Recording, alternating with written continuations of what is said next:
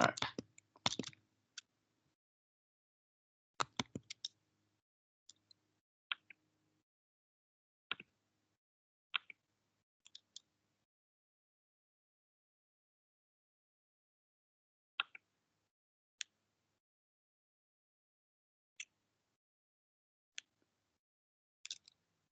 Okay. So here we have the practice final exam. So my plan for today is to go over these problems and give you a rundown of how you approach each one of them. So like what are the general steps to follow. So you can try applying these on the practice final posted in my labs before taking a real thing. And what I will do soon, or I'll try to do it like right after class, is send everyone a Canvas message with the password to the final. So please watch for that from your Canvas messages. Okay. So here we have problems taken from homeworks that you've had for chapters 3, 5, and 6, and they're put in a test in that order. So, and should be able to get through all of these today, so that today will be our last class meeting. Okay, so this first problem is finding a determinant by reducing to echelon form. So your answer comes in two parts. First, a matrix that is in echelon form that is equivalent to the original, and then from there, from that echelon form, getting the determinant. Okay. So things to keep in mind. So I'll just add some notes. So I will post this after class with whatever notes I've added to it. Okay. All right. So first thing you're going to do is you're going to reduce this matrix to echelon form. So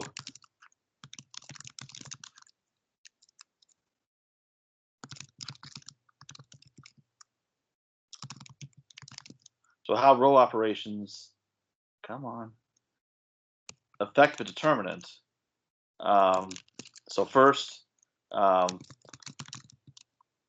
swapping rows, that changes the sign. So if you swap rows anytime during this process, you have to remember that whatever determinant you get from here, you have to negate it for each row swap that you make. If you multiply a row by C, a constant C, that multiplies the determinant by that same constant. So for example, suppose when going through this matrix and row reducing it, suppose you decide to multiply a row by 2. Well, that means the determinant of your echelon form will be twice the determinant of the original. So if you multiply by 2, you have to remember to take the determinant and divide by 2. And so keep in mind, like, which way it goes. Okay. All right, so I'll make a note of that here.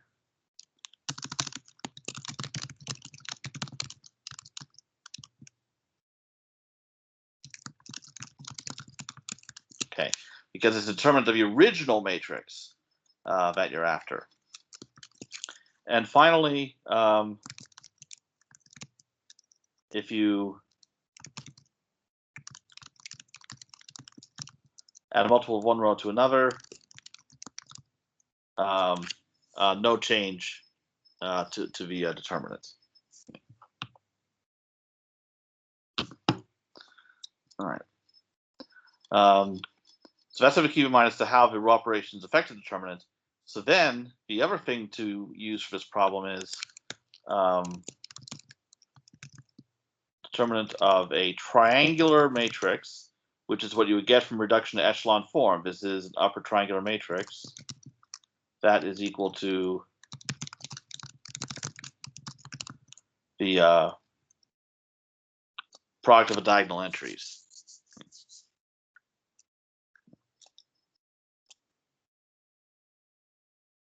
All right, so that's what will happen here. But this matrix is reduced to echelon form, and this is what we end up with. So then multiply all the diagonal entries. We get 2 in this case. So it turned out in this particular matrix, it was not necessary to it was not necessary to multiply. So sorry, it was not necessary to swap any rows or scale any rows. So you're just able to multiply the diagonal entries and get 2. But don't assume that. These operations have to be taken into account in case you end up using them.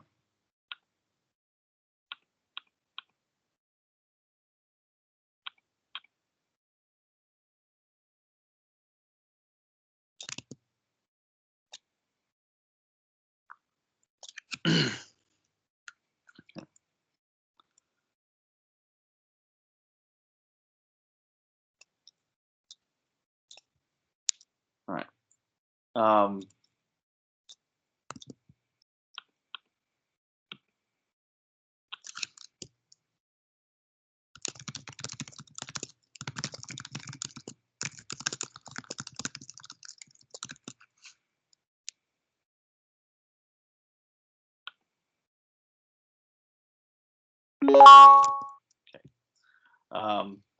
All right, so here we're trying to find out if the matrix is invertible. The key fact here is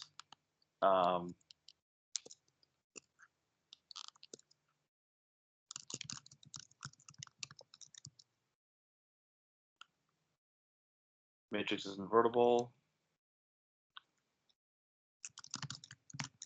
if and only if its determinant is non-zero. So you can compute the determinant of this matrix by whatever means you prefer. It doesn't matter if it's cofactor expansion or row reduction like in the previous problem. It doesn't matter, but as long as you come up with a right determinant to enter here. Or you could use the rule of Saras in this case because it's a 3 by 3. So in this case, the determinant is found to be non-zero, therefore the matrix is invertible.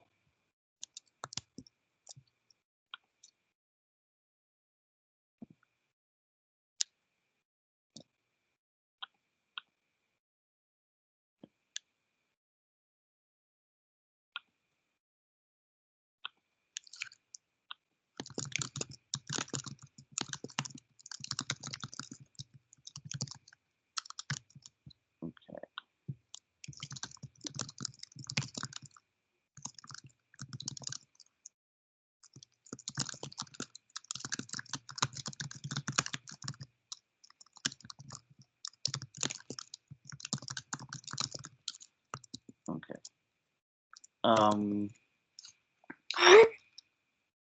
Now,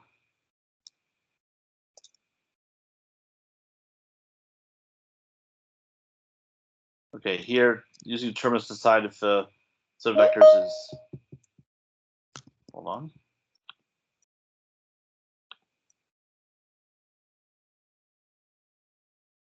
Okay, is linearly independent. So the thing to keep in mind here is a set of n vectors that are from Rn is linearly independent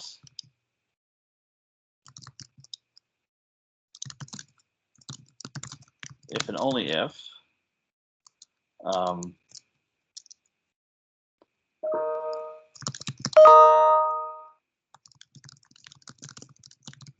if you form the matrix from their columns,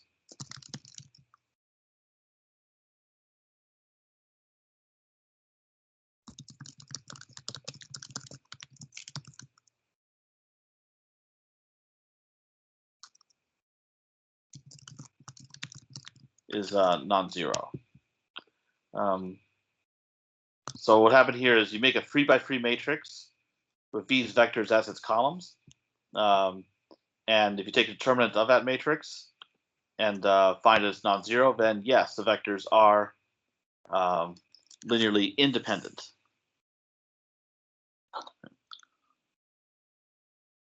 Now, a determinant will only make sense to use in a case where you have n vectors from Rn, because then you get a square matrix, n by n matrix, because a determinant is only defined for square matrices. So in this case, here's a matrix that comes from these vectors, the first column, second column, third column. Take a determinant by whatever means. Again, it doesn't matter. It's found to be non-zero, so yes, they are linearly independent in this case. But if you have a case where, like if two vectors are clearly multiples of each other, or one of the vectors is zero, you would definitely get a zero determinant in this case. The vectors would be linearly dependent.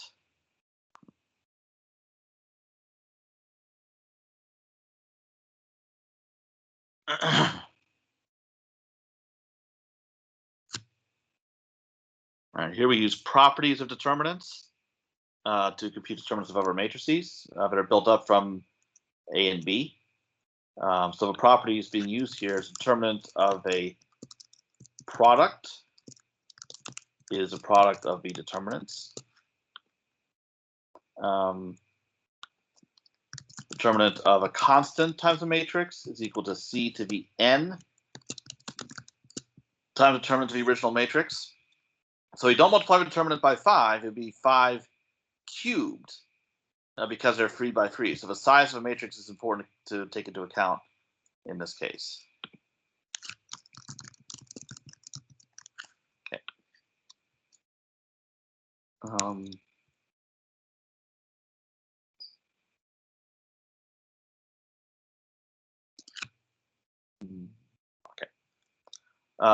Property here, determinant of the transpose of a matrix is equal to the determinant of the original.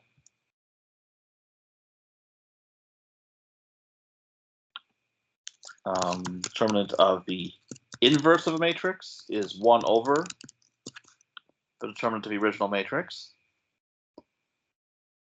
And more generally, determinant of a matrix raised to a power, whether positive or negative, is equal to the determinant of the original raised to that power. So effectively, you could pull the exponent out, and that'll work for the determinant. So those are the 5 properties to take into account for this problem.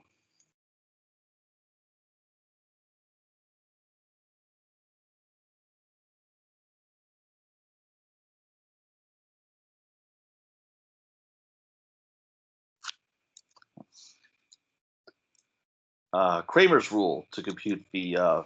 Could you go back to 4? Stop. Go a little up. Stop. Yeah.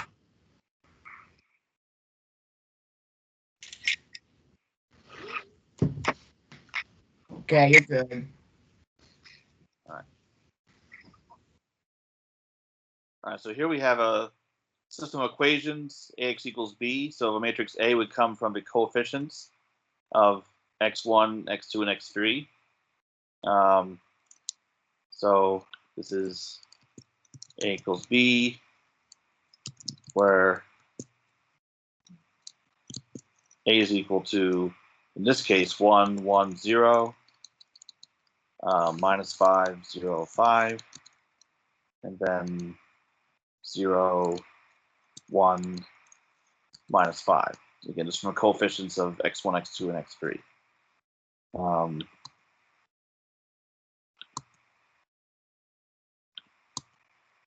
Okay. And then here we have a right-hand side b. Now, what is Kramer's rule? That says that the solution of system ax equals b is given by this formula, xj is equal to the determinant of the matrix aj over the determinant of A, where aj, actually that underscore isn't really helping here. for readability. Okay. What you do is you take A and replace column J by B, the vector of right-hand side values. So you need to determine to be matrix of a system for your denominator, and then you'll go to this matrix and replace the first column by B, take its determinant, and that's your numerator, and then replace the second column B with B, then the third column with B. So you have, in this case, for a 3x3 system, there are 4 determinants in all to compute. You probably want to do a cofactor expansion, just because there's some 0 entries here in A and in B, so that can save you some time in computing the determinants.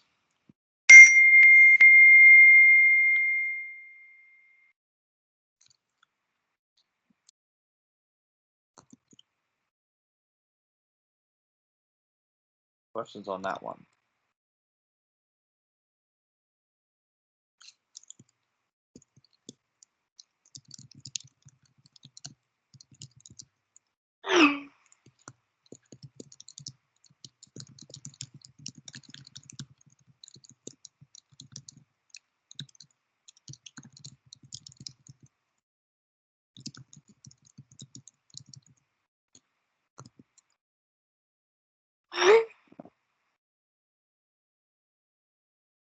Okay. Area of a parallelogram. Vertices listed here. So the formula to use here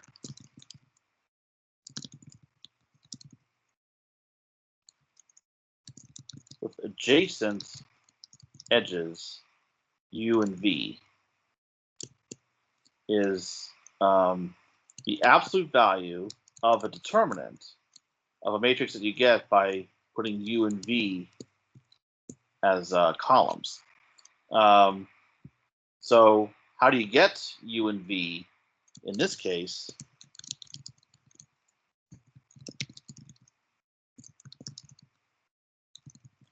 Is subtracting adjacent points.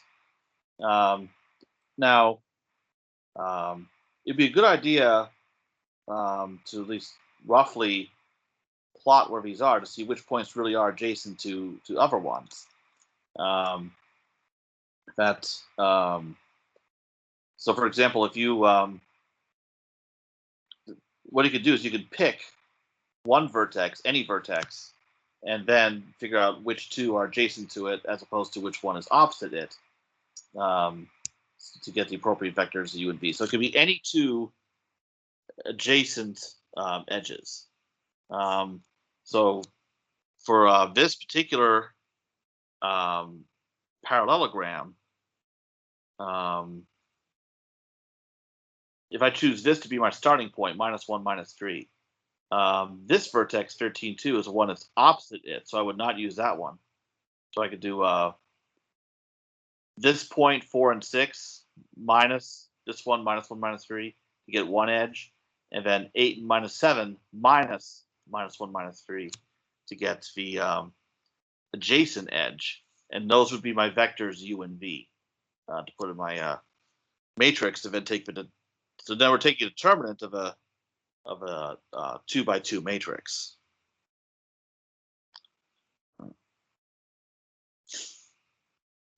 I will point out, though, when I covered this problem originally in class, I had made a mistake where I accidentally chose 2 points that were opposite one another. And I noticed that when I went ahead and computed the area using what turned out to be a wrong edge. Well, it wasn't really an edge of the parallelogram. It was a diagonal of it. I still got the correct area. So then I thought, well, is this true in general? So I went ahead and worked with a formula for the area. And it turned out to actually work out in general, that you can choose the wrong edge and it would still work. So I found that kind of interesting, but probably just to be on the safe side, make sure that you really are working with 2 adjacent edges. So really, if you were to like take a piece of paper, do it like even a rough graph, that would tell you which points are adjacent.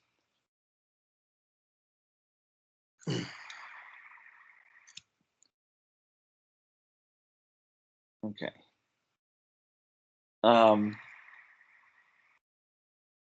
Here we have volume of a parallelepiped, one vertex is the origin, and adjacent vertices here. The volume is just the determinant.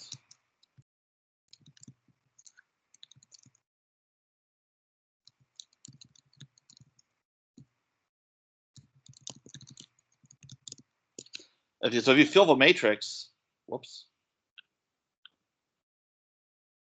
with given as either a matrix is rows or columns, doesn't matter which. Then just take a determinant of that, and that is your volume.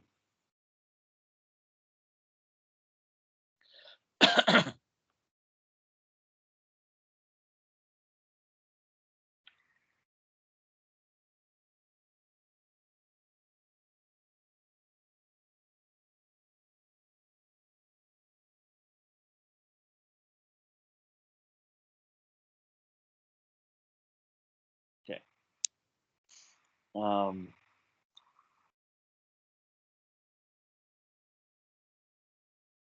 So now those are all the problems from chapter 3, and now we get into chapter 5 on eigenvalues.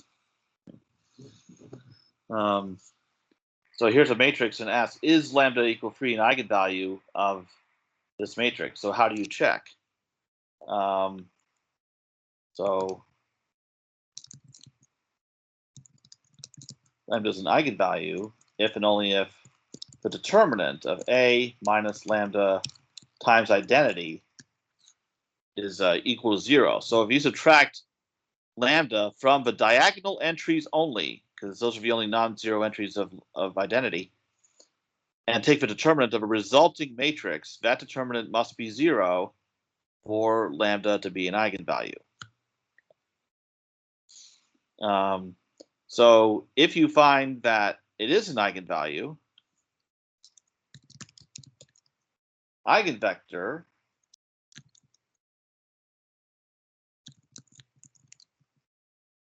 is the solution of this system. A minus lambda times identity times x is equal to 0.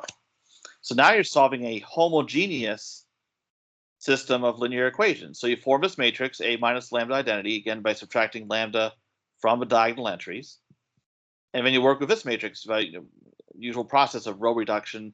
And because it is a non-invertible matrix, you will have at least one free variable set to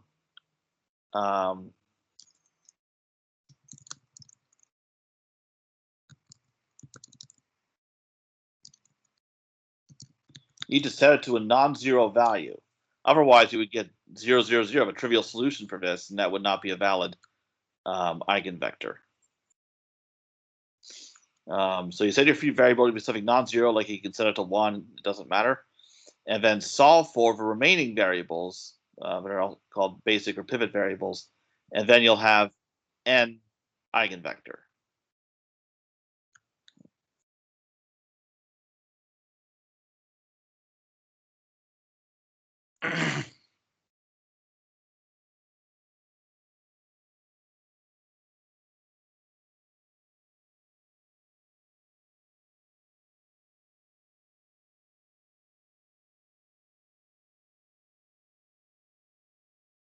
All right.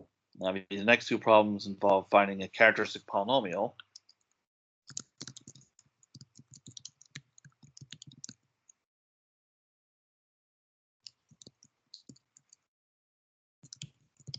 A minus lambda times the identity. So when you, and so here lambda is left as a variable. So you'd have 10 minus lambda, 7, 7, 10 minus lambda in this case. And that is a polynomial in lambda. And the degree is equal to the size of a matrix. So it'd be a quadratic in this case. So you just work out that determinant, and there's your characteristic polynomial. Then you find the roots, any real roots of that polynomial, if it has any, and those are the eigenvalues. So the roots of a characteristic polynomial are the eigenvalues. But for these problems, MyLab is only interested in the real roots.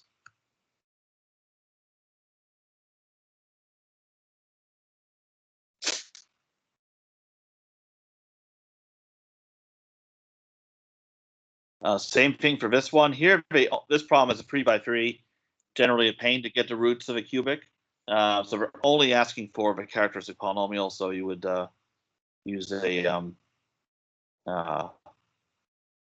just compute a 3x3 determinant.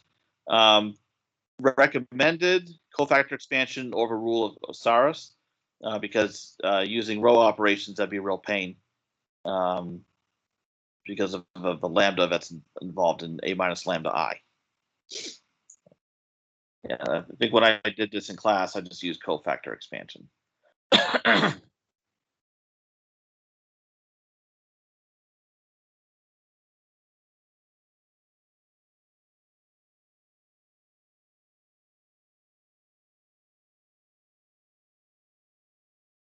All right, here you were given the factorization of A into P times D times P inverse, where D is a diagonal matrix. So we'll also compute any power of a matrix. So the formula you use in this case is A to the K is equal to P times D to the K times P inverse. So really you just have to raise D, the matrix in the middle, to powers. And that is easier to do.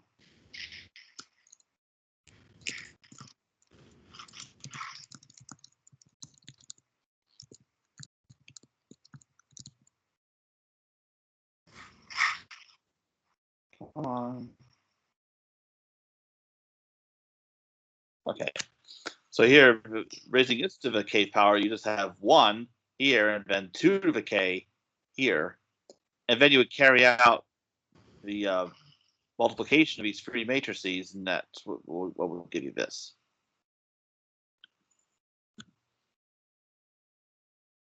Could you go back to 4?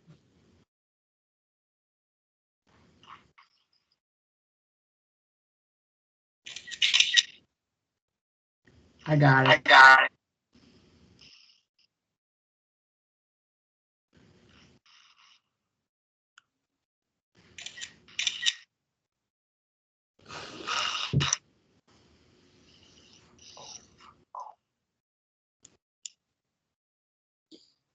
Okay.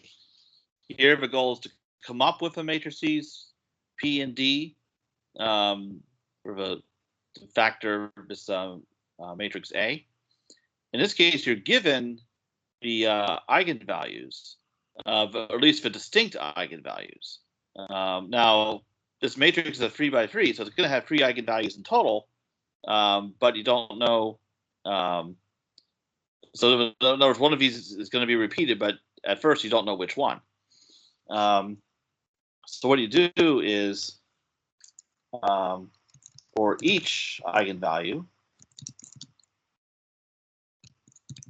lambda, you row reduce the matrix A minus lambda identity.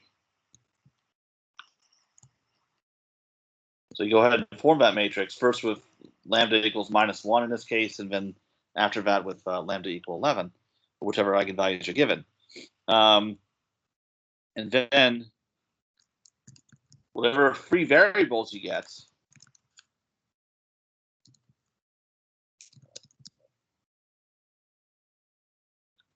you're going to get free variables when you do this row reduction, because this matrix has to be non-invertible. So what happens in this case when you fill in lambda equal -1 and you do a row reduction, you actually end up with two free variables. So you're going to get two linearly independent eigenvectors. So what happens in this case is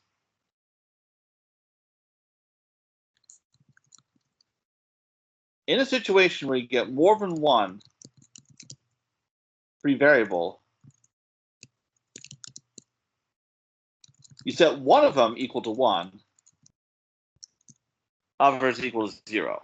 So in this case, lambda equals -1, you get two free variables. So to get your first eigenvector, you set one of the free variables equal to 1, and then the other one equal to 0, and that gives you this eigenvector. And then you make the opposite choice, and that will get you this eigenvector. So you have to make sure you make linearly independent choices of your free variables to get linearly independent eigenvectors. And then when you do matrix minus 11 times the identity, in that case, you're only going to get one free variable, and that gives you this last eigenvector.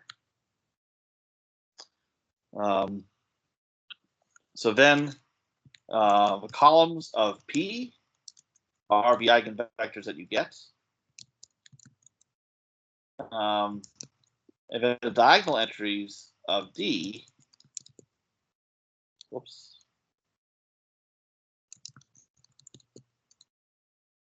Those are the corresponding eigenvalues. And make sure they do correspond. So these two are the eigenvectors you get from setting lambda equal to -1. So since those eigenvectors are the first and second columns of P, then the first and second diagonal entries of D are equal to that same eigenvalue, -1. Here, the third column is the eigenvector for lambda equals 11. So 11 is the third diagonal entry. So that's how you fill in P and D once you've got everything.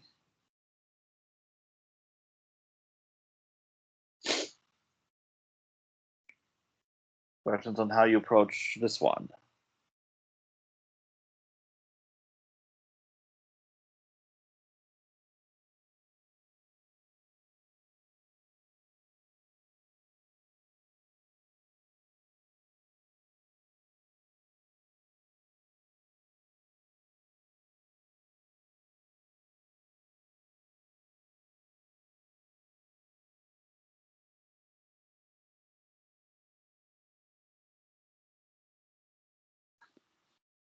That's everything from chapter 5. The last few problems are for chapter 6. Find a unit vector in the direction of a given vector. So you divide by the length of a vector. So if I refer to a vector as u, the magnitude or length of u would be the square root of u1 squared plus u2 squared, and so on, up to however many components you have. So you take the sum of squares of all the components, and then take a square root, that's the length. Then divide that, so the length of this vector turns out to be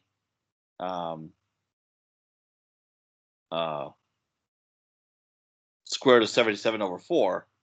So then you divide by that, and that's what gives you this result here.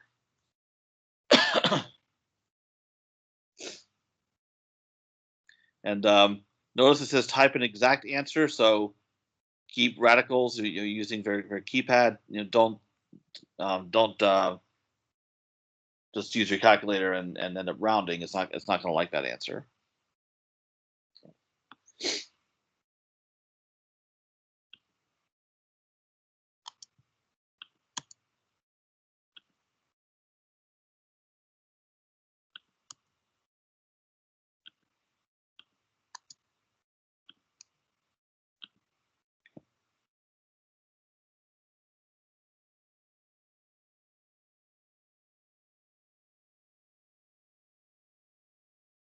Okay.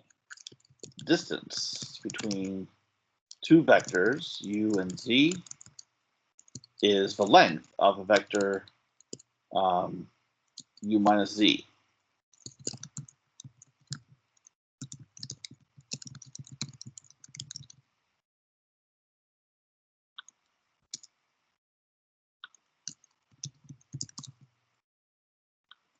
Okay, so what we do is you subtract corresponding components of u and z. So 0 minus minus 3, minus 4, minus 1, and so on.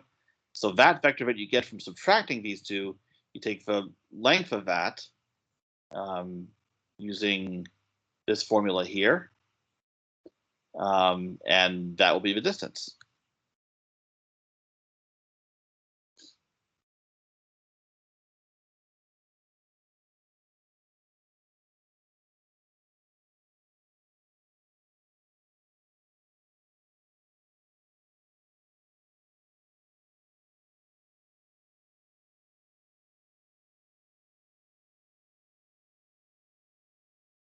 Okay. Last problem. Here are two given vectors, decomposing y, the first vector, as a sum of two orthogonal vectors. So one of them is a multiple of u, the other is orthogonal to u. So the formula for that is, so y hat, which I'll write as caret y, that is equal to y dot product or inner product with u divided by u dot product with u. So that's just going to give you a number, and then you multiply that, or so that's a scaling factor for u. So you work this out this number first, then multiply all the components of u by it, and that gives you the vector y hat. That is also known as a vector projection of y onto u. So once you have that vector, then z is just equal to, just by solving this equation for z, so it's equal to y minus y hat. So that will ensure that these two vectors, y hat and z, are orthogonal to one another. And actually, a good way to check is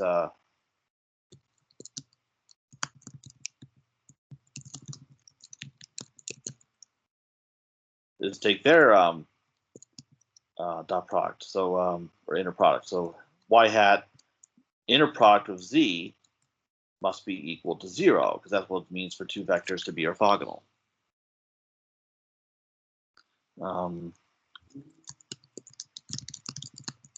That's a good way of checking your answer.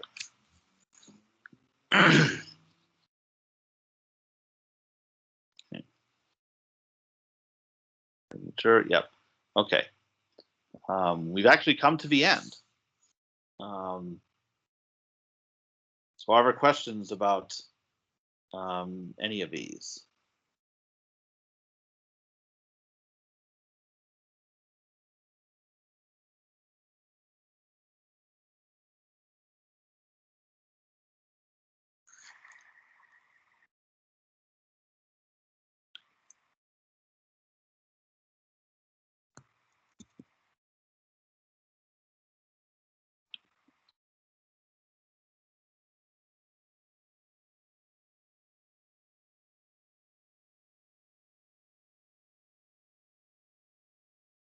Okay, I will stop recording at this point. I will get this posted in Canvas, and soon I will send everyone a Canvas message with the password for the final. So this is our last class meeting.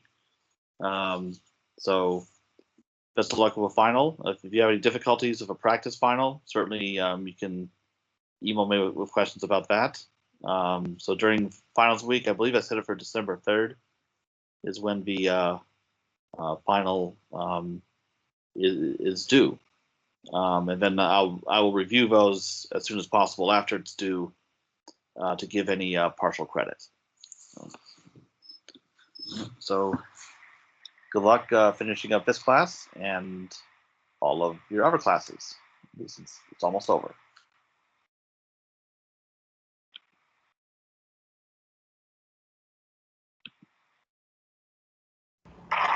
Thank you.